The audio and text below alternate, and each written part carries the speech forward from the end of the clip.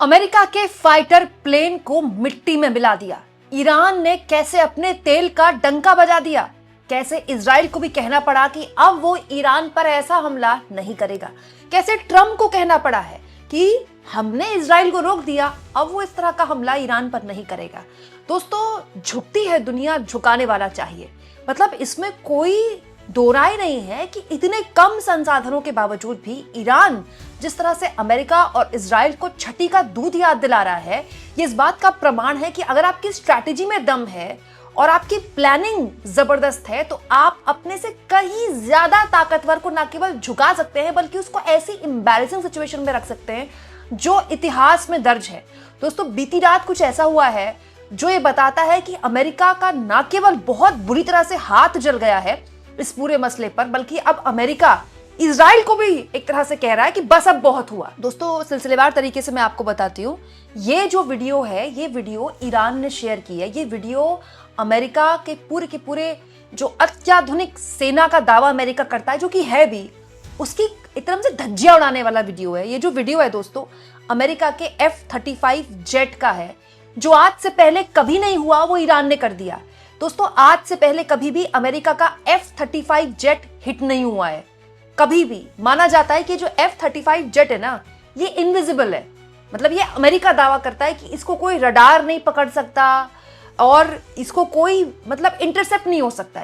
ये हवा में उड़ता है तो ये गायब हो जाता है। ये अमेरिका का दावा था और इसमें करीब 30 साल अमेरिका ने खर्च किए हैं। दोस्तों, ईरान ने न केवल इसे हिट कर दिया बल्कि पायलट को भी इमरजेंसी लैंडिंग करनी पड़ी और उसके बाद ईरान इसका वीडियो शेयर कर रहा है। दोस्तों, इसके बाद तो ऐसा हुआ कि जैसे ट्रंप और नेतन्याहू का जो पूरी टीम है उसमें भगदड़ मच गई। ऐसी बातें होने लगी कि मतलब पूरी दुनिया देखकर चकित है। जैसे अमेरिका के राष्ट्रपति ट्रंप ने साफ कह दिया कि वो ईरान में कोई ट्रूप्स नहीं भेजने वाले। पहले ट्रंप ये दावा कर रहे थे कि वो ट्रूप्स भेजने वाले हैं। उन्होंने उसके बाद कहा कि ग्राउंड में हम हिट करेंगे। अमेरिका के राष्ट्रपति ट्रंप ने व्हाइट हाउस में प्रेस कॉन्फ्रेंस करके साफ बोल दिया कि नहीं, हम तो कोई ट्रूप्स नहीं भेजने वाले। चेहरा देखिए उनका, चेहरा किस तरह से, उनके चेहरे की हवाइयाँ उड़ी हुई है। उसके बाद ये भी कहते हैं कि हमने इजराइल को साफ समझा दिया है कि जिस तरह का हमला उसने 24 घंटे पहले ईरान के गैस एनर्जी सोर्स पे किया, उस तरह का हमला वो दोबारा ना करे। क्यों? क्योंकि उसके बाद जो ईरान ने रिटेलिएट किया था, कतर के गैस सोर्स पर हमला किया था, उससे पूरी दुनिया हिल गई है। दोस्तों, पूरी दुनिया का एक बहुत बड़ा गैस सोर्स वहीं से आता है, उसी प्लांट से।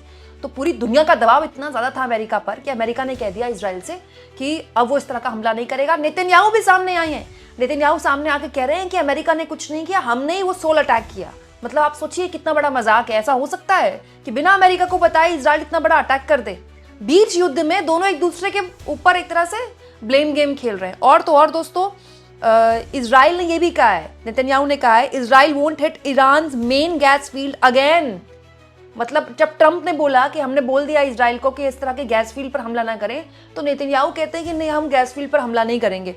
और तो और दोस्तों, नेतन्याहू की तरफ से यह भी कहा गया है, the war could and faster than people think. मतलब ये युद्ध बहुत जल्दी खत्म होने वाला है, जितना लोग समझते हैं उससे भी जल्दी खत्म होने वाला है, नेतन्याहू की तरफ से कहा गया है। तो दोस्तों, ये जो हृदय परिवर्तन अचानक से हो रहा है नेतन्याहू का और ट्रंप का, ये क्यों हो रहा है अचानक से उनको?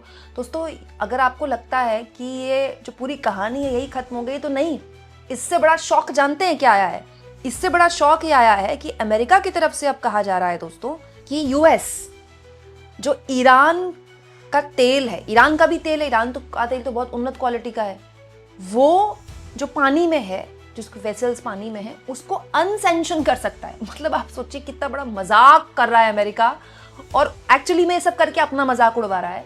जिस तेल पर अमेरिका ने प्रतिबंध लगा के ईरान को एक तरह से उसकी इकोनॉमी तबाह कर दी ऑलमोस्ट, उस तेल को अब अमेरिका कह रहा है कि हम सोच रहे हैं कि हम उसको अनसैंक्शन कर दें, मतलब उसमें से प्रतिबंध हटा दें। मतलब ईरान का तेल फिर कोई भी खरीद लेगा।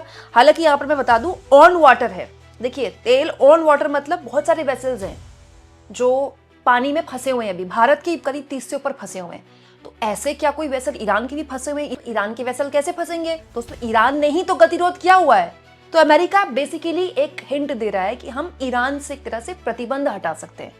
इससे ज्यादा शर्मनाक स्थिति अमेरिका की कभी नहीं हो सकती दोस्तों। ये इसलिए हो रहा है क्योंकि ईरान से बार बार अमेरिका पर्दे के पीछे बातचीत करना चाहता है। ईरान ने साफ बोल दिया है कि बातचीत अब उसकी शर्तों पर होगी। ईरान ने कहा है कि आपको हमको कंपनसेट करना पड़ेगा जो नुकसान आपने हमें किया है। बहुत नुकसान किया है ईरान का अमेरिका ने और इजराइल ने इस युद्ध में। दोस्तों वॉर के बाद कंपनसेट वो करता है जो हारता है। अब दोस्तों अमेरिका और इजराइल कंपनसेट करते हैं तो एक तरह से उनके लिए बड़ी शर्मनाक स्थिति हो जाएगी। तो ये एक तरीका हो सकता है जिसके जरिए अमेरिका ईरान के आगे बातचीत के रास्ते खोल रहा है कि हम आपके तेल को अनसेंक्शन करते हैं, फिर आप दुनिया भर में जहां भी बेचिए।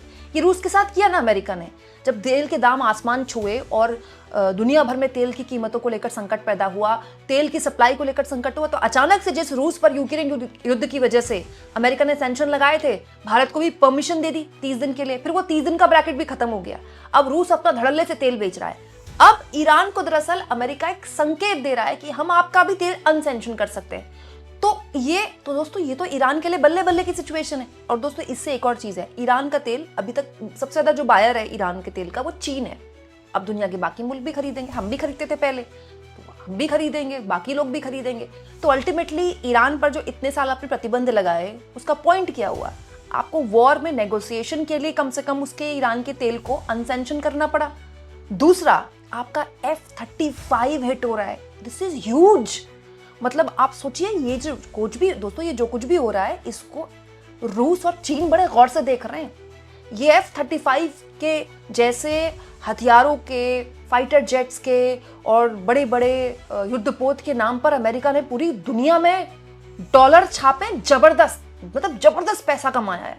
इसीलिए तो वो वर्ल्ड पावर है। पूरी दुनिया के तेल पर उसने शिकंजा कस दिया। ठीक है, उस तेल का पूरा जो खरीद फरोख्त है वो डॉलर से होता है और पूरी दुनिया में हथियार बेचे। पहले युद्ध थोपा पूरी दुनिया पर, फिर हथियार बेचे। 20 साल से अमेरिका यही कर रहा है। अब उसके हथियारों की पूरी धज्जियां उड़ रही है। ना केवल धज्जियां उड़ रही हैं बल्कि उसकी वीडियो शेयर करके ईरान मजाक उड़ा रहा है कि ये आपका F-35 जिसका हमने ये हश्र किया है। हालत ये होगी दोस्तों कि जिसने F-35 बनाया था, जिस कंपनी ने, आप उसके शेयर देख लीजिए, तेहरान टाइम्स ने शेयर किया।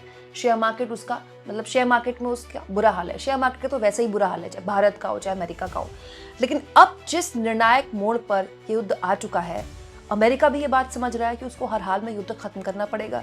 इजराइल भी ये बात समझ रहा है कि अब आगे जाता है अगर इजराइल इस पूरे मसले पर, तो उसके लिए मुश्किल पैदा होगी, क्योंकि नेतन्याहू को भी चुनाव फेस करना है अपने देश में।